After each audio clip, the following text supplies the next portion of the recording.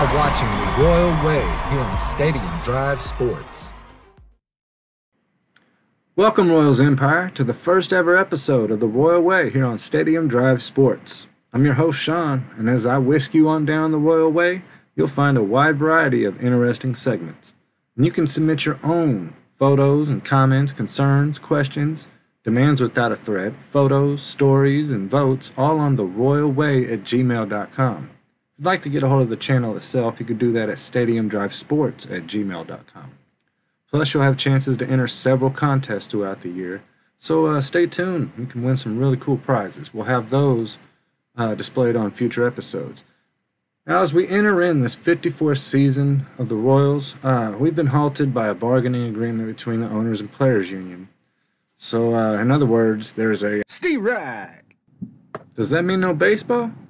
Well, we'll see. They're supposed to resume talks today about getting together and coming to an agreement, but we were supposed to begin spring training on February 15th, and now they're talking about March 5th. We'll see. Until then, I guess we can watch some videos of some ducks. Enjoy.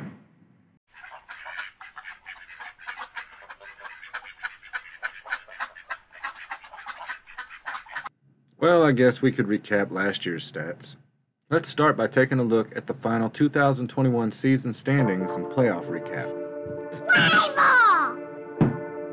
I said it! Alright, let's begin with the American League. It was a close one in the AL East. All the teams were competitive except for Baltimore. The Rays, Red Sox, and Yankees all made the playoffs. Toronto narrowly is deprived. I think the Orioles got their wings clipped. And in the AL Central, Chief Wahoo was fired. Look at that, Cleveland Guardians. Well, Chicago wins the pennant after a good year. Subpar for the rest. Go Royals. The Wild West belongs again to the Houston Astros. The Mariners missed the playoffs again after a great season. And the A's did well. Tough division. As for the Rangers, they played like Texas. The Braves are back to their winning ways. The Phillies found themselves above 500. Work to do for the rest of the NL East. It'd be weird if the Nationals were in the American League. The Brew Crew celebrated a playoff berth by winning their division in the NL Central. The Cards were able to nab a playoff spot. The Cubs, well, they need to find Mama Bear. And the Pirates are still wishing for a salary cap plan. Finally, we have the NL West. The Giants out of San Francisco, north of LA, found themselves north of LA in the standings. They win the East by 1 game. Alright, let's review the best season win-loss records. The American League, Tampa Bay Rays, 100 wins, triple digits, with 62 losses, followed by the Houston Astros with 95 and 67. In the National League, you had the San Francisco Giants with 107 and 55, again followed by the LA Dodgers by 1 game at 106 and 56. The worst season win-loss records. Well, it's a tie. Yeah, it was a tie between the Baltimore Orioles and the Arizona Diamondbacks. 52 wins and 110 losses. You suck.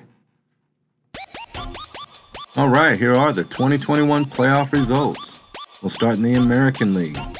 In the AL wildcard, the Boston Red Sox defeated the New York Yankees and moved on to play the Tampa Bay Rays in the American League Division Series. The Houston Astros beat the White Sox to play in the Championship Series, which they did win against the Red Sox in a 4-2 series. And as we move on to the National League side of things, in the NL wildcard, the LA Dodgers defeated the St. Louis Cardinals to move on to the divisional series to play the San Francisco Giants. Meanwhile, the Atlanta Braves took care of the Milwaukee Brewers and move on to the championship series against the Dodgers. And the Braves win that series 4-2 in the best-of-7 and move on to the World Series. And they're going up against the Houston Astros. Let's see if they can cheat their way out of this one. Nope, the Braves won it. Best-of-7 series, 4-2. Well, let's take a look at some Atlanta Braves history over the years. They are known as the team of the 90s. They have 16 NL East divisional titles. Most were won during that decade. Along with 6 NL pennants, they've got another recent one and a World Series win. Congrats to them. As for the Royals, well, again, we went 74 and 88. Good enough for 4th place.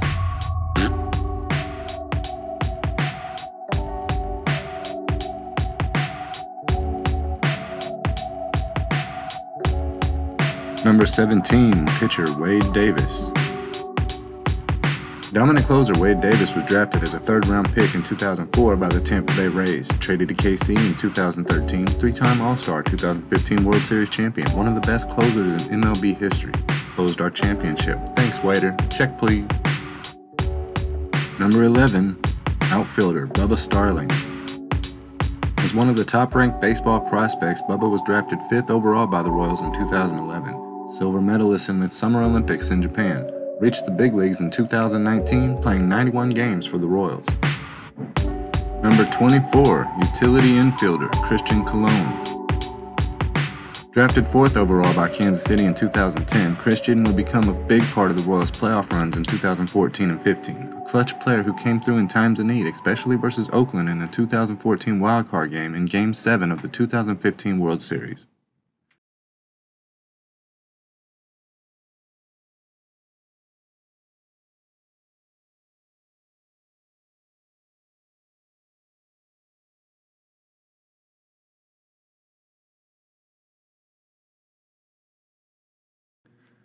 Alright, Empire, we're going to go to commercial. When we get back, I'll have the Royals top 5. Stay tuned. You're watching The Royal Way here on Stadium Drive Sports. I'm Kevin Britton, host of the 12th Man at Arrowhead Drive.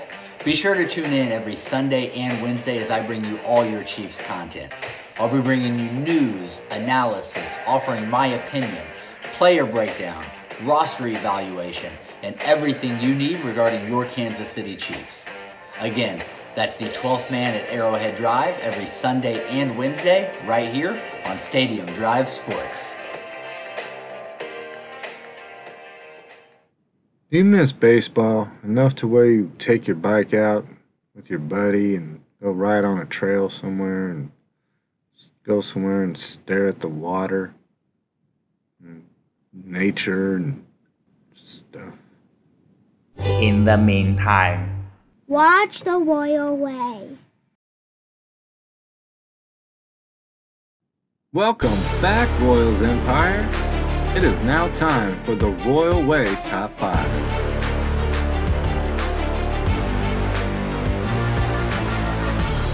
When it comes to average, Nicky Lopez leads the team, ahead of Merrifield and Benintendi. No surprises here as Two-Hit Wit leads the team again. And Whit Merrifield hits 42 doubles, only 2 behind the league leader. And Nicky Lopez and Hunter Dozier lead the team in triples for the season with 6. And Salvador Perez ties the home run record for the Royals with 48.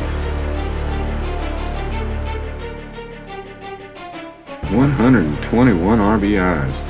Oh, Salvi. And Whit Merrifield sure was a thief this year. He ended up 2nd in the entire league in stolen bases with 40. It's now time to present the 2021 Royals MVP.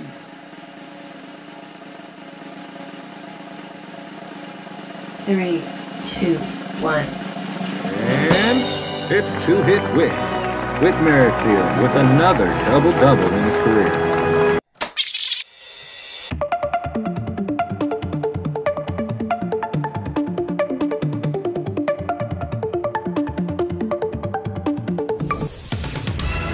Shortstop Nicky Lopez was the only Royals player to hit for 300 or better with an average of 300. It's trivia time. This former Royals player went by the nickname of Country Breakfast, hint, barbecue sauce.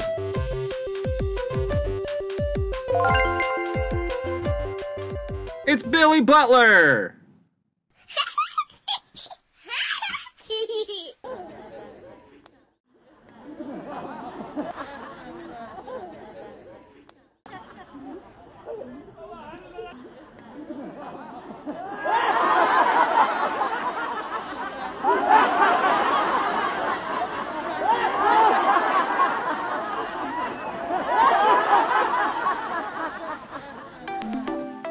Next up, guess who?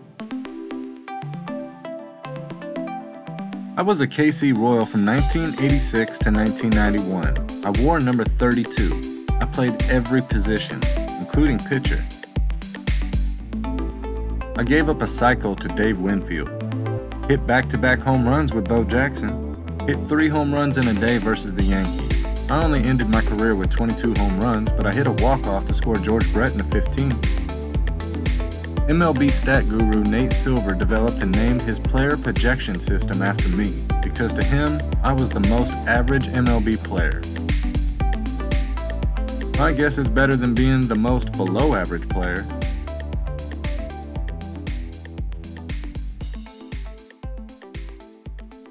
Let's go Royal! I said it. Good job. Hey, thanks for watching, Royals Empire. That's all the time we have for now for this first episode. Catch us for the next one as we really start to dig into the 54th season of the Royals. We'll take a look at a rundown of the projected starting lineups and defensive setups, along with a look at our entire pitching staff. We'll also go over a top 5 of last year's pitching stat leaders and crown most valuable pitcher of 2021. Thanks, Royals Empire, for catching up with the Royal Way. Wait, were you going to introduce me? What is going on?